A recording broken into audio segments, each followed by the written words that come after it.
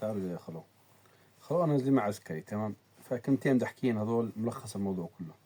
هسه عبد الله والصفدي وكل النواب وقائد الجيش ما ظل حدا بالأردن إلا ينكر إنه في قواعد أمريكية بالأردن.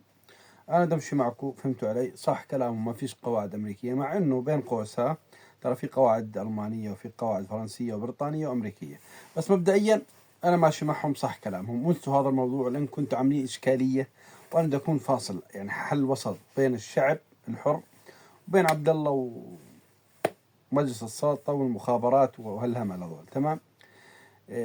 الحل اللي أنا بدي أسولف به إنه بما معناه أنت يعني بدك تثبت إنه الأردن لها سيادة، مع إنه إحنا عارفين ما لها سيادة.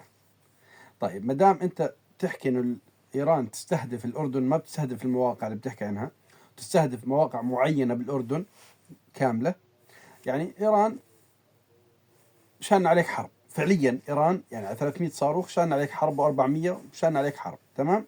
400 صاروخ. إحنا بدنا منك تطلع هسه يا عبد الله تحارب إيران.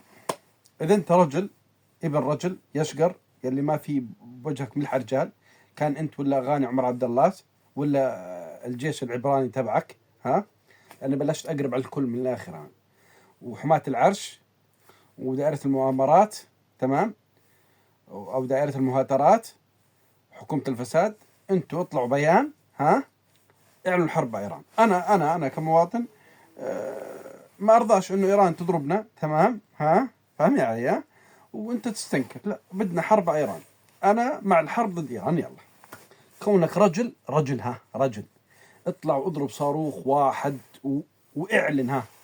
اضرب صاروخ واعلن، قول هذا الصاروخ من الأردن، بما معناه إحنا بدأنا الحرب معكم، تمام؟ اطلع ويعني زي ما يعمل الإيرانية، إحنا قصفنا كذا وإحنا قصفنا. اطلع زي رجال وقول إحنا قصفنا موقع كذا، المحطة كذا، قصفنا طهران، اطلع وصرح. بدي منك تصريح عسكري، يلي لابس الفوتيك طول نهارك انت وابنك بهالكلاشينات. اطلع انا ضد ايران، تمام؟ بدهم يتحملوني جماعتي علي. انا ضد ايران، اطلع وحارب ايران. يلا انفض حالك، شد حالك، ايش بدي اياك، واصبعينك هذول ما يزبط معك الاصبعين، انا عارف نظام عشائريه. اطلع يا خلو، فهمت علي؟ واضرب ايران، اهمط ايران. كون اذا انك رجل، انت وجيش العبراني اللي عندك المسوي لي المصطفوي من عدول الرسول، والمخابرات اللي ذبحوا دحام وغير دحام، اطلعوا اضربوا. انا مع الحرب ضد ايران. كونكم ظلم حاربوا ايران. يلا يعني هذا الفاصل بيني وبينكم، تمام؟ عشان نريحكم من هذا الموضوع، لانه صاير الموضوع ماخذ حجم كبير زياده عن اللزوم. خلينا نشوف الرجوله اللي عندكم شو راح تصير بيكم. زي ما قلت والله ما يظل منكم حيوان من ولا والله البين لهدكم.